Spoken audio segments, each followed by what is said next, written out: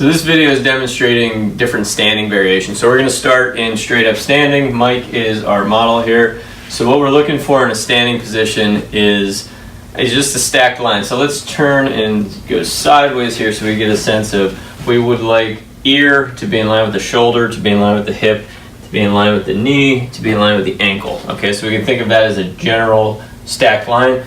Some very common compensations in standing, and we can think of standing like something we do for a long period of time, but if we're talking about some of the movements that we're going to go over in this book, it's really standing up from a squat, standing up from lifting from the ground. We need hip extension. So Mike needs to be able to have a braced core here, so his back isn't too arched. So go ahead and arch your back for me, or it's not too rounded.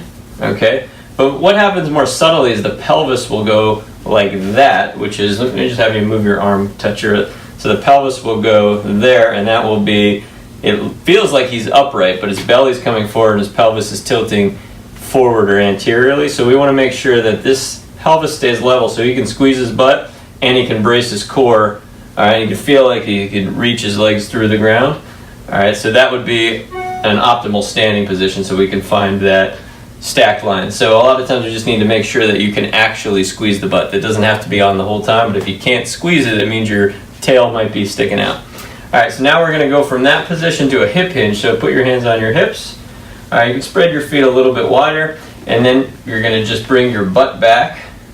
Head goes forward. So we're trying to keep that stacked line, ear, shoulder, and hip, but now we're going to turn it into more of an angled line. So let's pause there.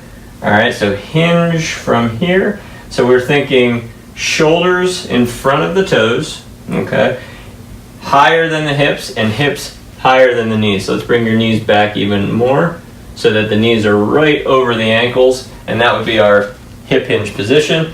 All right, now go a little bit wider with your feet, and I want you to bring your hands down to the ground. All right, so, and then you can open your knees, hands touch the ground, and we try to find our quadruped hinge. So now we're going to have still as flat of a spine as we can, shoulders in line with the hips, tuck your chin so your neck is going nice and long for me. All right, so that would become your quadruped hip hinge. All right, so let's come back up for standing from there. All right, so now we're going to bring the feet back to about a hip width position, and then we'll have you step your right foot back, and this is going to be a split stance. So in a split stance, we want ear, shoulder, hip in alignment, and then we're going to find contact with the ball of the back foot, so that brings the knee into flexion. All right, and then the ankle of the front leg should be pretty much right under the knee. There's our split stance position. You should feel springy here. If this knee is locked out, go ahead and straighten your knee. It's going to kick you forward. It can't be too springy there. So bend the knee, be on the ball of the foot. The other common mistake is if you're reaching down through the heel, you're not springy there. You're actually just reaching back. So you want to be kind of having the weight over the midline of the torso so you can feel springy through there. All right, and this position is going to carry over to lunging and things like that, where you have to be able to roll over onto the ball of the foot. All right, so step out of that. And then the last position is the split hinge. So now you're going to, you can either step your front foot forward or your back leg back, and then you're going to hinge your hips and put your belly on your thigh. So whatever the front leg is, in this case it's the left, put your belly on your thigh. All right, and you can use your fingertips to stabilize, but you shouldn't need them. So take your arms and put them on your hips, your hands on your hips. So here's the hip hinge. Back foot is on the ball of the foot again.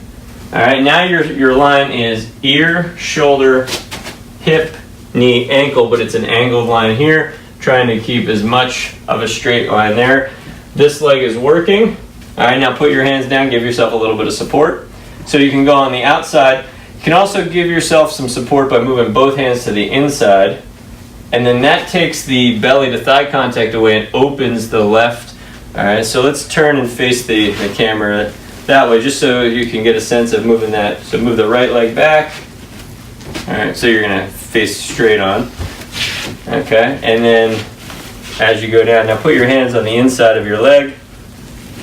So now we don't have belly contact, we have more of an opening of the hip, but there's still a hip hinge going on, there's just more external rotation. All right, that's an easier position to get down into, and there's more support from the upper body so the legs don't have to work as hard.